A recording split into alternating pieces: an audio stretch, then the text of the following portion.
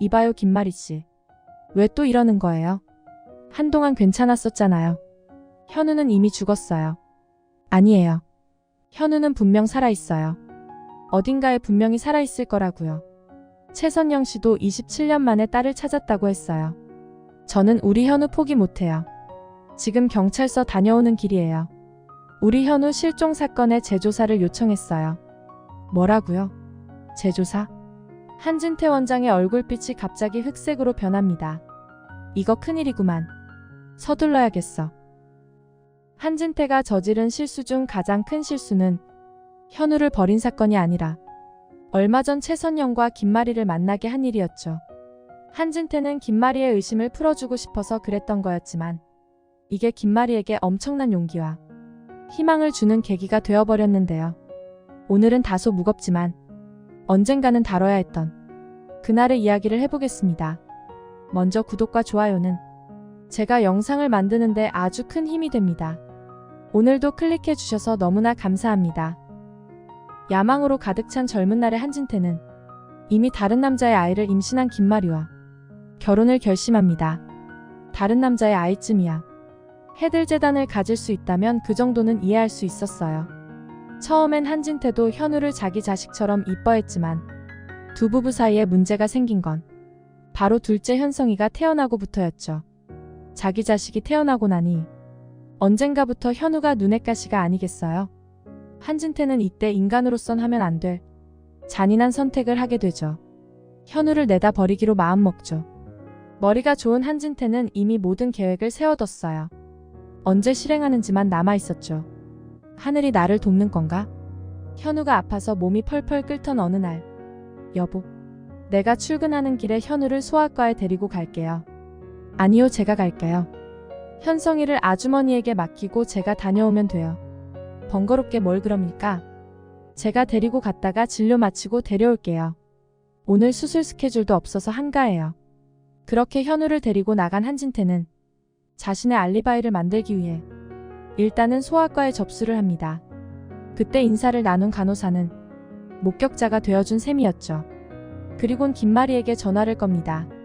여보, 저 급하게 응급환자가 생겼어요. 소아과 대기실에 얌전히 있으라고 했으니 당신이 와서 현우 좀 봐주세요. 그렇게 김마리에게도 연락한 한진태는 이제 김마리가 병원에 오기 전까지 해야 할 일은 딱 한 가지. 현우를 해들 병원에서 치워버리는 일이었죠. 암으로 투병 중이다 더 이상 가망이 없어. 해들 요양병원으로 전원을 가게 되었던 여자에게 최우리의 유괴를 지시합니다. 이번 일만 처리해주시면 제가 그동안 밀린 병원비와 앞으로 지낼 요양비 그리고 수고비까지 모든 걸 드릴게요. 위험한 제안이었지만 그 여자는 한진태의 제안을 거절할 수가 없었죠. 어마어마한 병원비를 감당할 방법도 없던 차에 요양비까지 대납해주겠다니. 알았어요. 원장님 그럴게요. 하겠습니다. 제가 그 아이를 데리고 요양병원으로 가기만 하면 되는 건가요? 한진태는 시익하고 썩은 웃음을 날립니다. 입꼬리가 살짝 들리는데요. 병원 사람들이 의심하지 않게 아들인 척 행세하세요. 아이가 5살 치고는 아직 말이 서툴러서 의사 표현을 잘 못해요. 하지만 얌전한 성격이니 장난감을 쥐어주고 잘 달래면 컨트롤하기 쉬울 거예요. 그렇게 현우의 특징까지 세세하게 설명을 미리 해두었던 한진태였죠. 방송에서 보셨다시피 5살의 현우는 의사소통이 원활하지 않았어요. 현우야 네 해야지. 엄마 빠빠이 해야지. 보통의 5살이면 이미 자기 주장이 뚜렷한 나이일 텐데 발달이 느렸던 현우는 시키는 대로만 행동했었죠.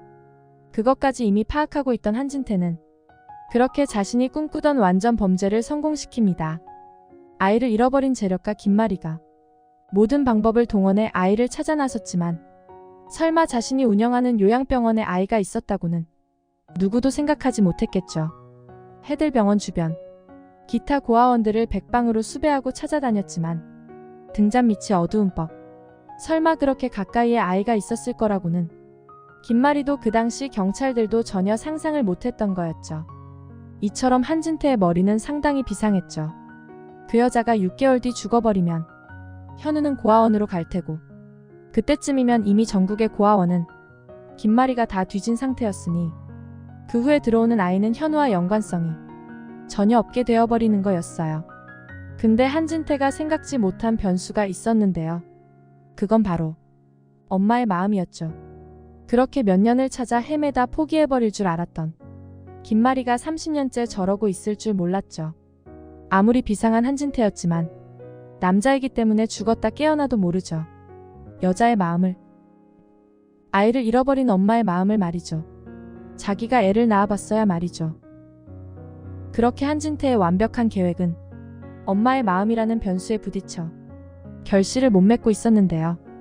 근데 어디서 듣도 보도 못한 잡것인 진나영이 현성이의 아이를 임신해서 집안으로 밀고 들어왔죠. 처음엔 상당히 불쾌하고 마음에 안 들었지만 현성이 아이 때문에 심경의 변화를 느끼는 김마리를 보고 이거다. 이거면 현우를 치워버릴 수 있겠구나. 한진태는 진나영의 아이를 이용하기로 마음먹죠.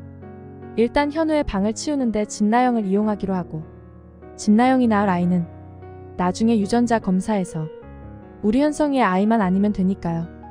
유산되어서 사라지면 더 좋고요. 그 전에 일단 현우 방을 치워버리는 게 급한 일이었죠.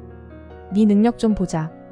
라고 했던 한진태의 말을 잘못 알아들은 진나영은 그 방을 치우기는커녕 어머니 요즘은 기술이 발달해서 어릴 적 사진으로 현재 얼굴을 추정할 수 있어요. 라고 희망을 주고 마는데요. 빡친 한진태는 다음날 진나영을 불러 크게 꾸짖죠. 진나영도 그제서야 알아들었죠. 아버님은 현우를 찾을 생각이 1도 없구나. 하지만 이미 늦었어요. 진나영에게서 꿈과 희망을 조금 받았던 김마리는 다음날 최선영에게 사과를 하러 갔다가 더 큰 위안과 용기를 받습니다. 저도 잃어버린 딸을 27년 만에 찾았어요. 결국 만날 사람은 꼭 만나게 되어 있어요. 이사장님도 포기하지 마시고 다시 용기 내서 찾아보세요. 최선영의 위로에 감동받은 김마리는 재차 최선영에게 질문합니다. 정말 다시 만날 수 있을까요? 저도? 그럼요. 이렇게 간절하신데 그 마음이 통하지 않을까요? 최선영의 진심 어린 위로는 김마리를 감동시켰고 김마리는 희망의 끈을 이어가기로 마음먹죠. 그 길로 김마리는 경찰서를 찾아 현우의 실종 사건의 재조사를 의뢰하고 이 사실을 한진태에게 말하죠. 뭐라고요? 재조사? 현우는 이미 죽었어요. 이제 와서 왜 이러는 거예요? 아니에요. 현우는 안 죽었어요. 진나영 때문에 좁혀질 줄 알았던 부부의 사이는 진나영의 뻘짓과 한진태의 뻘짓이라는 합동 콜라보로 점점 더 멀어지게 되었죠. 진나영 이런 바보 같은 게 괜히 건드려 놔서 하여간 도움이 안 된다니까. 발등에 불이 떨어진 한진태는 김마리보다 현우의 존재를 먼저 파악하기로 마음먹죠. 차라리 그때 죽여버렸어야 했나?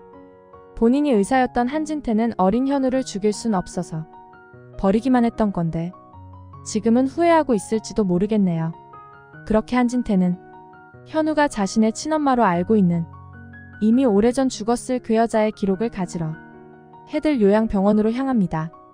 이제 채우리가 현우라는 걸 가장 먼저 알게 되는 사람이 한진태가 될 텐데요.